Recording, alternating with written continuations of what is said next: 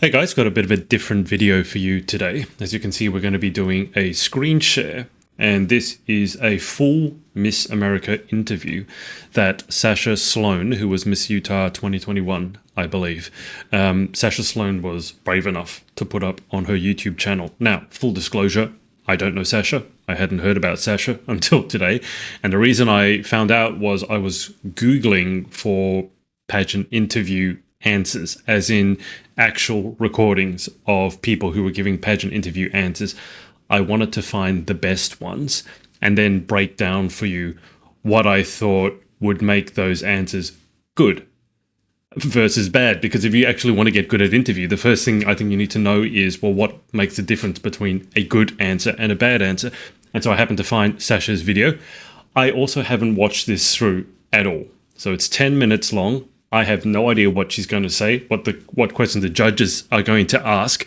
And so I'm telling you that because this is unscripted, it's real, and I want to give you my point of view if I was a judge sitting there, what I would be thinking, and then also some feedback on Sasha's performance. But I must emphasize, it's incredibly brave of anyone to put up their entire interview. So I give massive props to Sasha for that.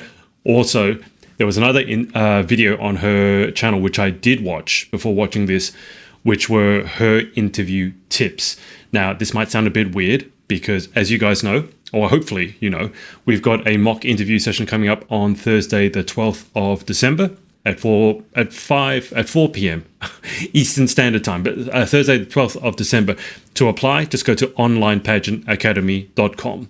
You can find out all about it there. It's going to be 3 judges, myself, Danielle, former Miss Earth USA, and Gracie, who's our branding expert and also a former Miss Earth USA contestant, was in the Elemental Court, and a former Miss Teen USA top 16. So I won't push you any more on that because I want to get to the video.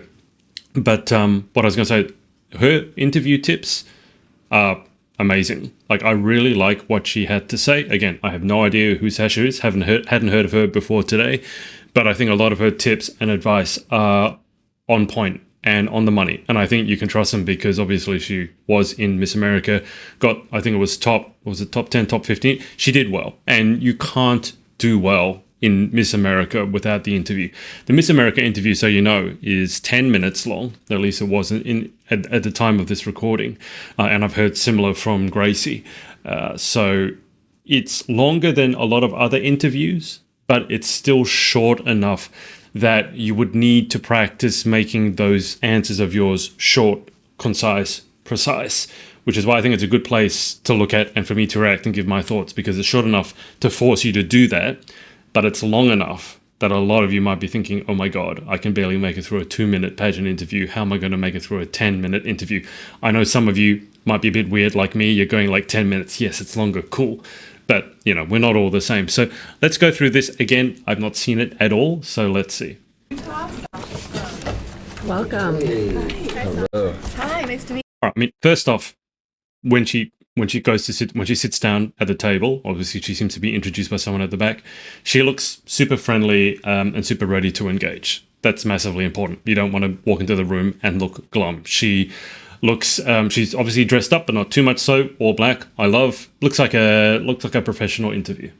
More professional than, I will say, some of the judges sitting at the table look. But that's for a discussion for another day. you. Nice to meet you too. You've built up quite a social media following. Just be very careful. They've put her on a swiveling chair. I can tell you from having done not a lot of pageant, I haven't sat in a pageant interview as a pageant contestant, obviously, but from filming a lot of video, you don't want to be sitting on a swiveling chair, because what tends to happen is you really can't help just starting to swivel side to side. So she can't do anything about that. I'm just pointing out, if they do put you on a swivel chair, be mindful of that fact and maybe plant yourself somehow, hold onto the table or what have you. That is impressive, but if you woke up tomorrow and there was no social media, how would you use your platform as Miss America to spread your initiative? If I lost my social media, I think I'd have to lean into my training as a political scientist. I got a degree from Brigham Young University. I'm actually 2 classes short of finishing, thanks to Miss Utah. But I learned a lot of skills about how to unpack research. And I would go across the country speaking to different groups and help explain some of the research and data behind immigration and asylum seekers, and use that knowledge to help combat some of the negative stereotypes and misconceptions that many people have about immigrants. So, first thing first, I would say, for my liking, there's maybe a bit too much hands here from Sasha.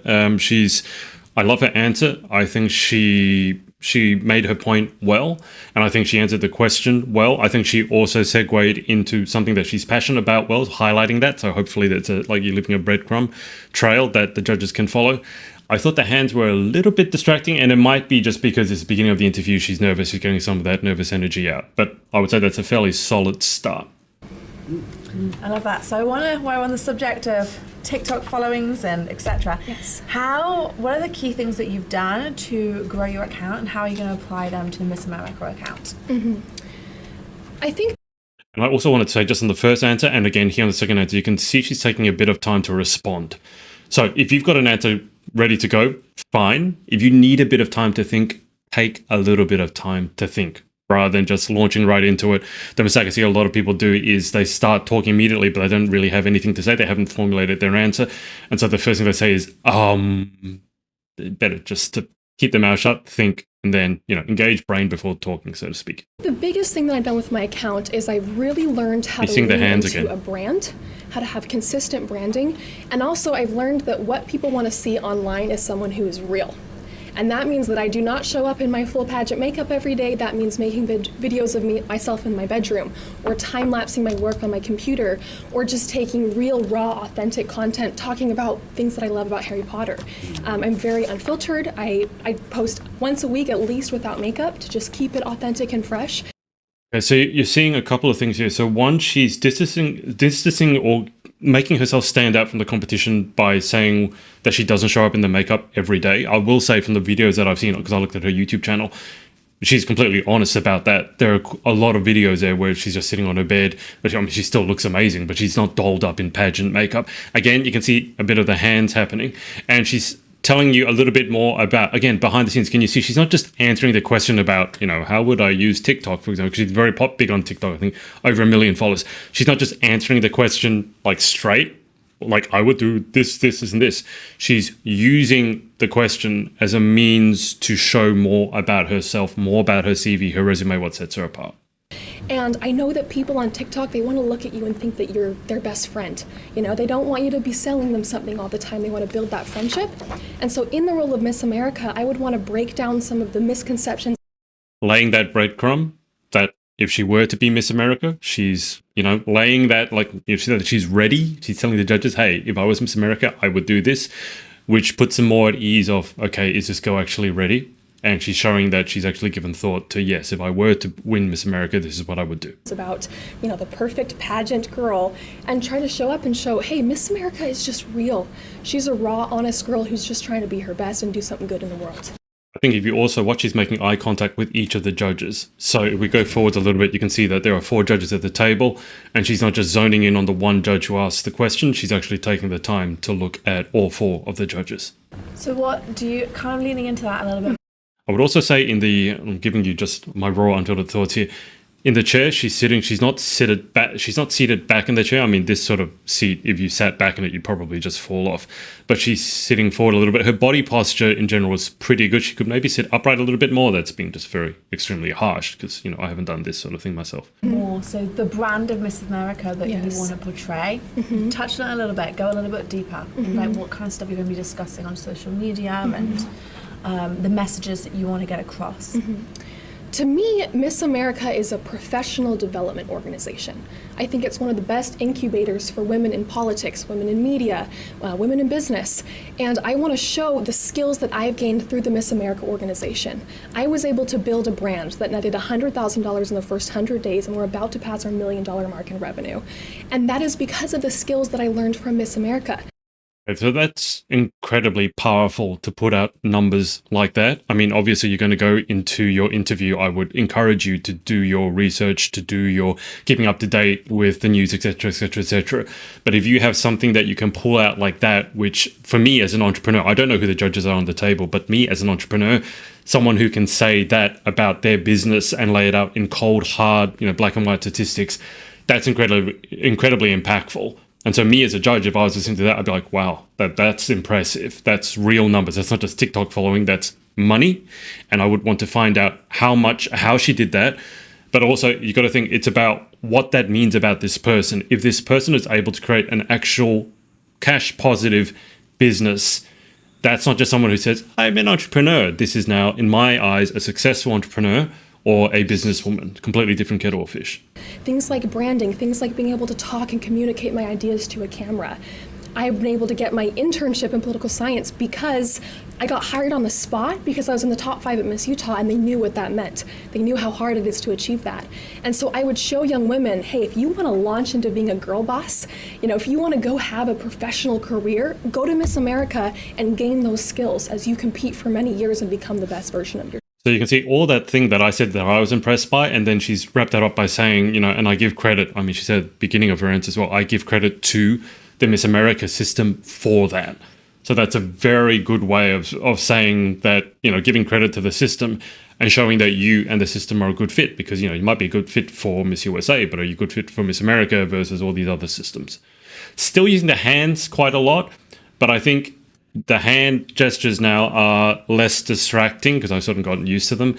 But I think when she's trying to drive her points home, the hand gestures are less distracting than maybe they were at the beginning. So in a little over a year, you have $1 million revenue. That's impressive. Yeah. So how exactly did you accomplish that? Do you have a big team? How did you do it? It was kind of like getting struck by lightning, but I had spent 10 years of my life building a lightning rod. I'm a photographer. I trained. That's a really neat turn of phrase. And that's the sort of thing that you only get from practice. So kind of getting struck by lightning, but it was like I spent 10 years making the lightning rod. That's a really cool phrase. That's one way, because I was asked a question, or it was suggested to me I should talk about how to structure my interview answers so that I'm memorable. I think one of the ways, there are many ways of doing it, but one of the ways is by having cool turns of phrases or things that you can be memorable for. So, for example, I worked with Jordan Louise Smith, who was Miss Earth England, and we worked on what can she be memorable for. And one of the things was that her pupils were 2 different colors. And so, that by itself doesn't mean you're going to be memorable, but that can build into something. You want the memorable thing to be very simple.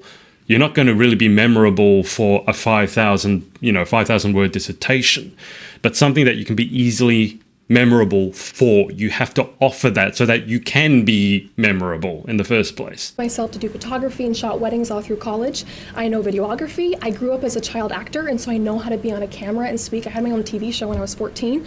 Okay, and again, sorry to interrupt. You can watch this whole video. I certainly encourage you to do so, but I just stopped whilst I got this in my mind.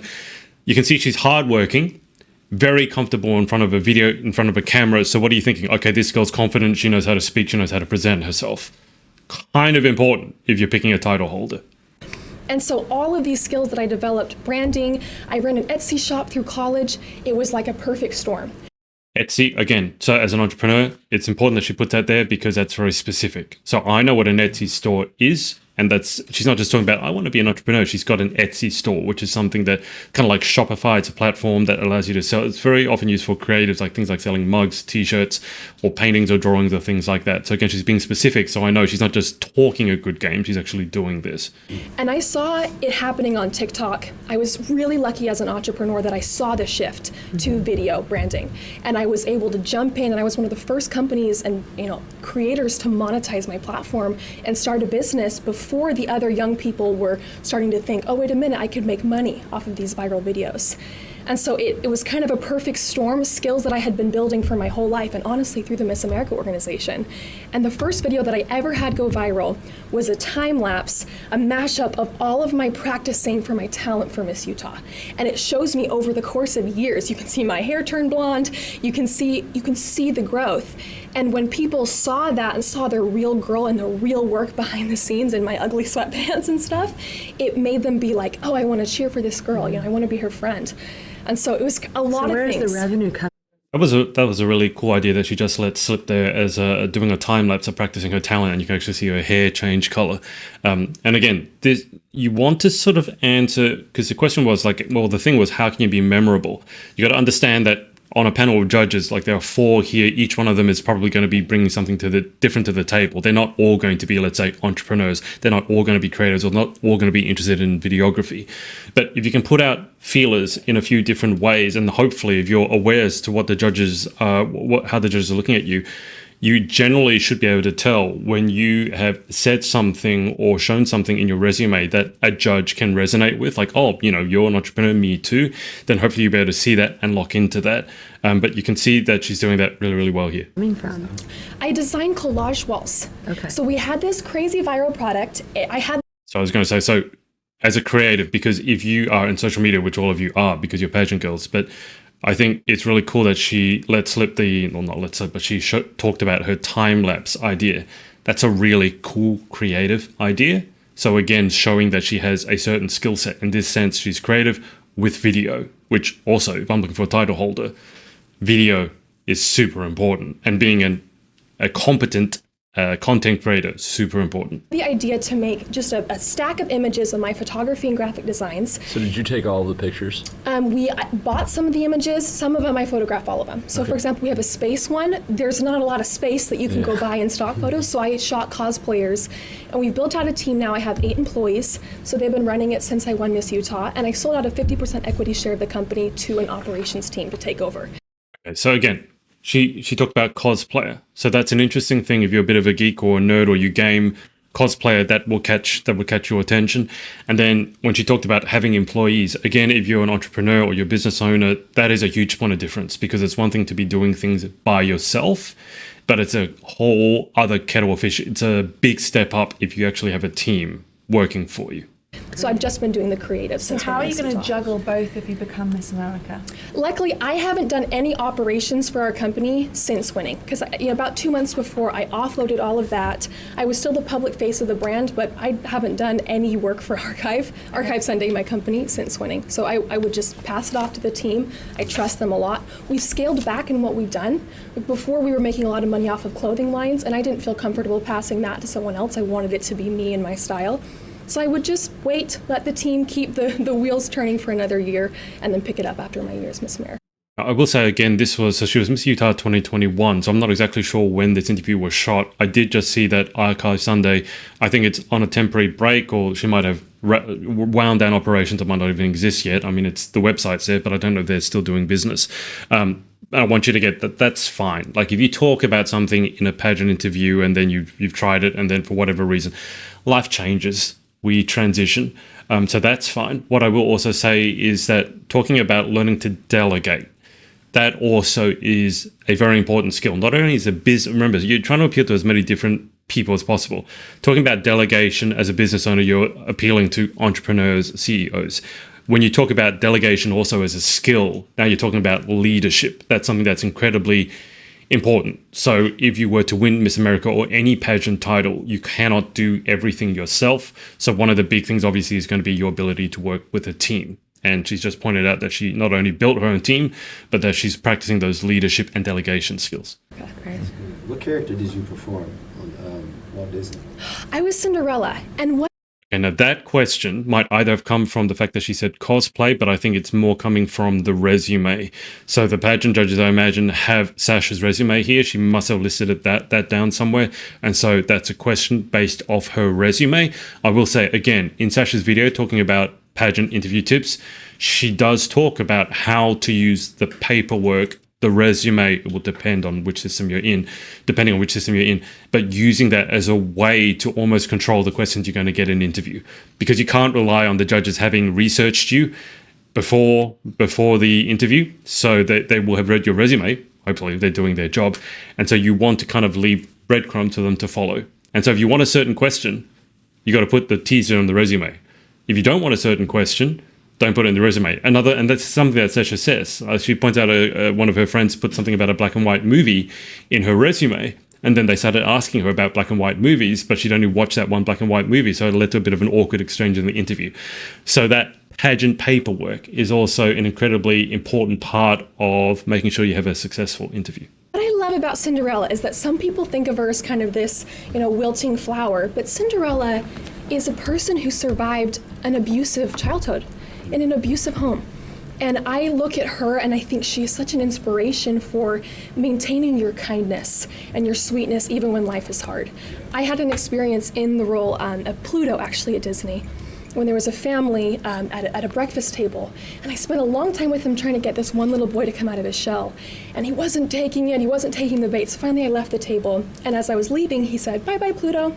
And the mom, as I was going back to off stage, she came and grabbed my arm, and she said, "I want you to know my son is autistic and nonverbal," and those are some of the only words we've ever heard him say. And I got to have moments like that at Disney all the time. And it's what gave me the fire to come compete for Miss Utah, because I wanted to have more opportunities to serve people like that. So I often talk about the power of storytelling, and that's exactly why. That's so much more impactful than saying, so what Sasha said, that story is so much more impactful. Again, we're talking about being memorable. You're going to remember her for that story that she just told, versus if she had just said, "Oh yeah, I worked at Disney and I was Pluto."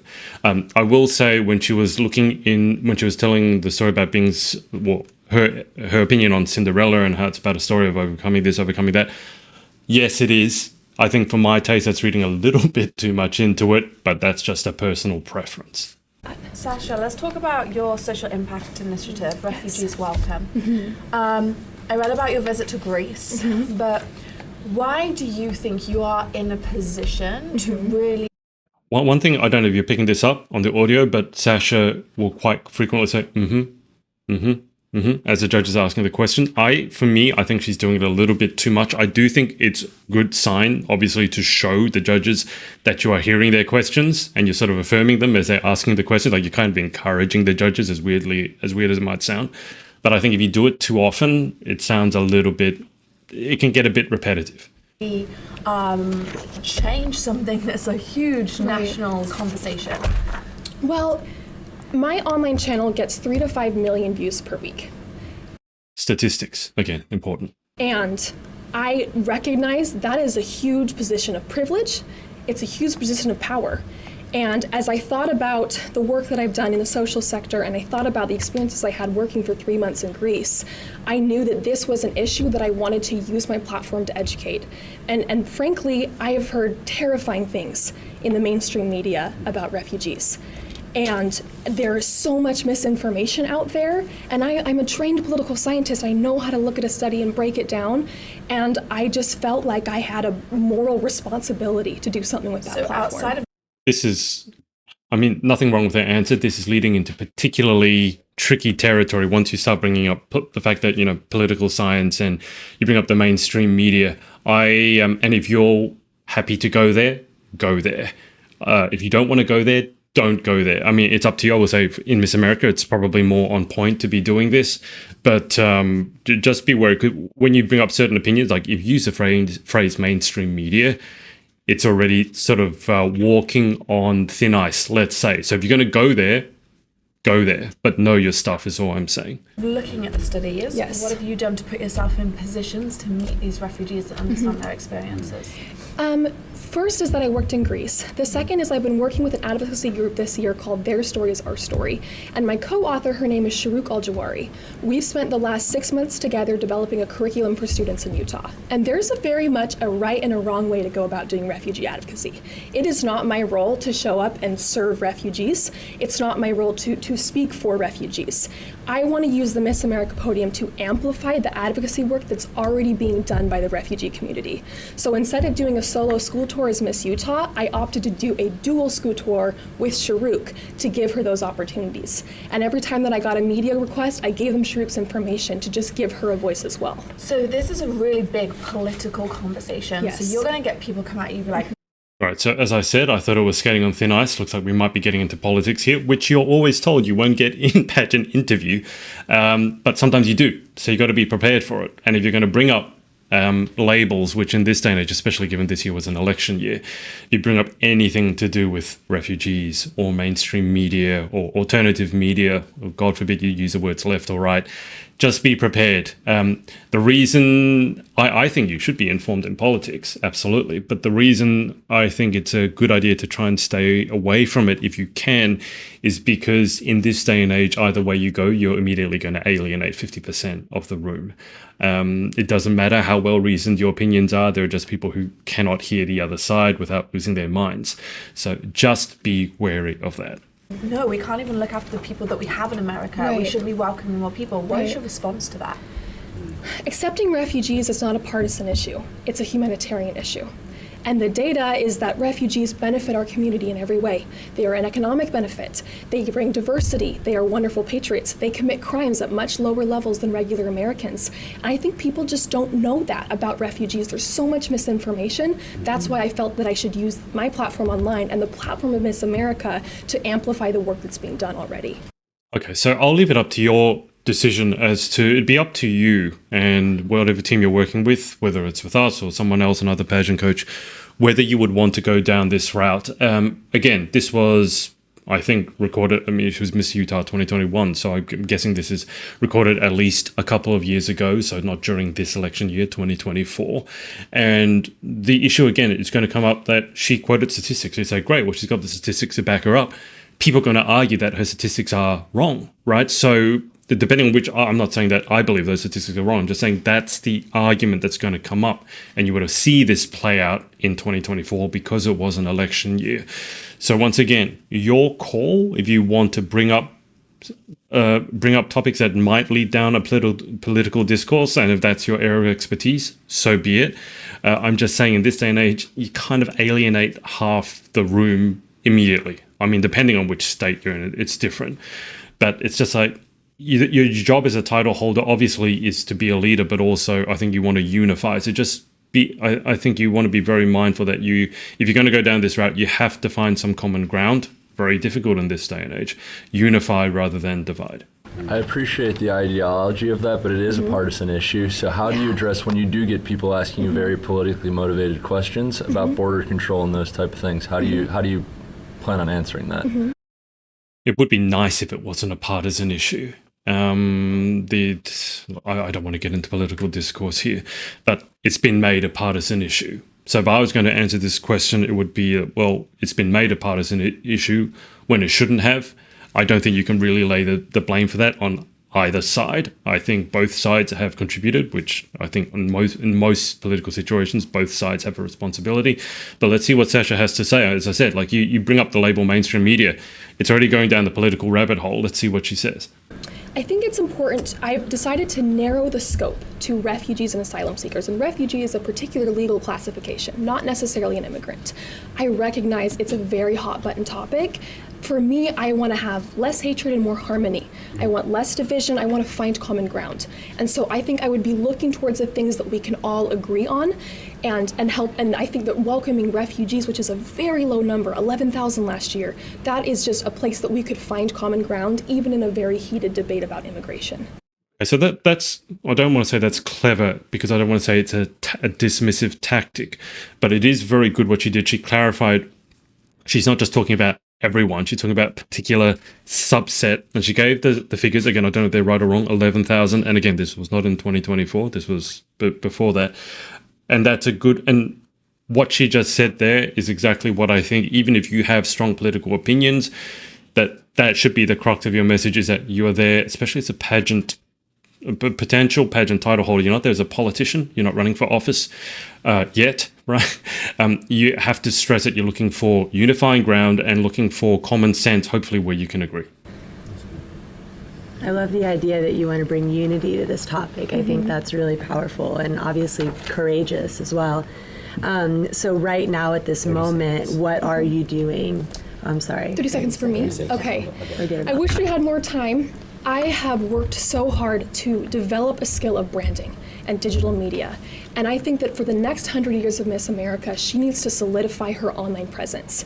In that role, I could be able to use my experience with advocacy and with building a brand to solidify the future of this organization financially, and also set an example for how to use this platform for advocacy to impact real political change. Thank you so much.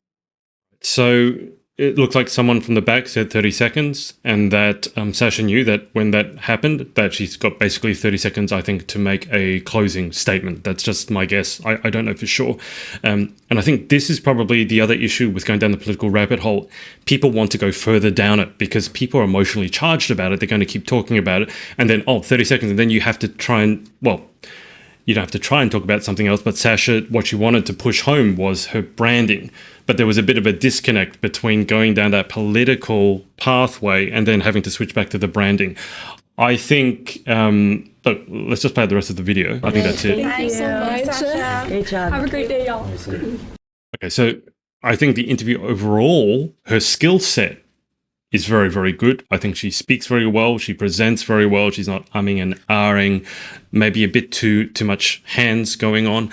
But I think just if she had controlled the interview more to stay away from that political hot button, I think the ending could have been a bit smoother, and the interview as a whole could be more cohesive.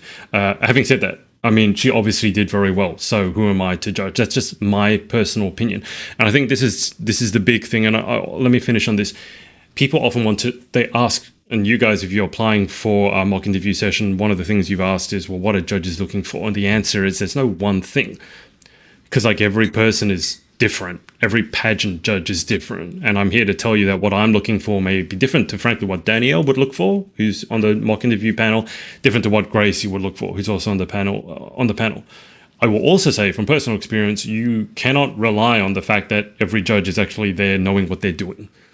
Sometimes they just picked one of my big pet peeves in the pageant industry is picking celebrities to be judges, specifically celebrities who don't know anything about the pageant industry, and they think they're there to pick the prettiest girl.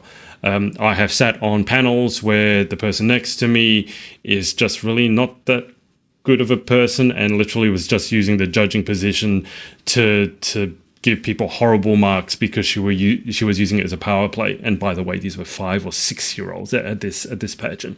I feel a certain kind of way about that kind of pageant. But anyway, it's my first experience judging. I said, why not? But to answer your question as to what judges are looking for, the answer is there's no simple answer, because if I was to say, well, they're there to look for the best title holder, they're there to look for intelligence, for communication, for resume, you're assuming that the judges are competent. Now, yes, hopefully, when you get to a national level or even a state level of a pageant as big as a Miss America or Miss USA, hopefully, but not a guarantee. And so the real skill, when people ask what is a judge looking for, what you're really looking for is the answer to like, what should I say or how should I present? The real skill in the room, the only one that will work like all the time in inverted commas, is for you to be able to read the room and sort of adjust to the kind of room. Think about it, and people say, oh, but you're not being authentic. No, it's not being authentic or not. It's like you would be different in a room conversing with 5-year-olds versus conversing with your partner versus conversing with your parents. Think of it in that way. And so when you walk into a room, and if you were to go down the political rabbit hole, for example, you would be able to, just by looking at the judges, the body language, you'd be able to read whether when you give an answer, it hits home or not. And and this is building rapport. What I would say is when you find something that a judge is interested in, you want to hone in on it. So what's a judge looking for? They're interested in something that you said, hone in on it, but be mindful, especially if there's 4 people on the panel, like there were for Sasha's interview, be mindful that you don't just give one judge all your attention, because judges are human. And if you give one judge all the attention, the other 3 might get jealous. And so you do want to go down the rabbit hole when a judge shows interest in that section of what you just said, but then you also need to control it, wrap it up, so that one of the other judges can can ask a different question. So I hope that was useful. It's a bit of a different video. There are so many videos out there where, pageant influencer asking a question and then give you a 30-second clock on the screen and answer the question. I find that very, very questionable usefulness. So if you can get, and again, with our mock interview panel session on the 12th of December, you can apply at onlinepageantacademy.com. Giving away a free spot, by the way, valued at just under $1,000. But if you want to simulate the environment like that, I mean, again, so if I bring it up, if you imagine that this is the interview scenario that you're going to be presented with, like Sasha was, And your idea is how you're going to prepare for this is I'm going to practice answering interview questions in my head, or I'm going to practice answering interview questions into the mirror. You can see this is a really good demonstration of what I keep saying, like that's going to prepare you for this. If you think of this like as the firing squad, I know it's not, but for a lot of you, you will feel like emotionally, it's like, oh my God, what am I going to do?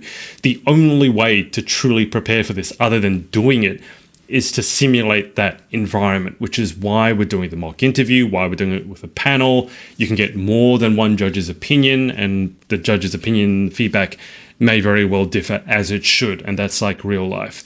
So again, if you want to simulate this environment, strongly encourage you apply to work with us, onlinepageantacademy.com. We're doing our session on the 12th of December. I'm sure we'll be doing more in the future, but that's for this year. And look, no matter whether you decide to work with us or not, maybe the timing's not right, if you want to get good at this skill set, which is incredibly important, and it's one of the skills that will translate most from pageant success to real world success, if you want to get good at this, you have to practice under these conditions. You need to simulate these conditions as best you can, and not just be practicing the question and answers in your head. I'll just close by saying thank you again to Sasha for uploading this to her YouTube channel. It's incredibly courageous of her to do that. Again, I would strongly advise you to watch her video on pageant interview tips. I thought it was very insightful, very on the money, and may well have come from some of the lessons she learned from watching her own video back. And by the way, I'm sure she doesn't think her video is perfect by any means, but it's very courageous to put her up. So I'll put a link to to Sasha's channel and her videos below. Strongly encourage you to go watch them, give her a follow on that and her social medias, etc. So I'll leave it there for today. Remember, onlinepageantacademy.com. We are closing applications on the 6th of December, which I believe is a Friday, and then our session will be on the 12th.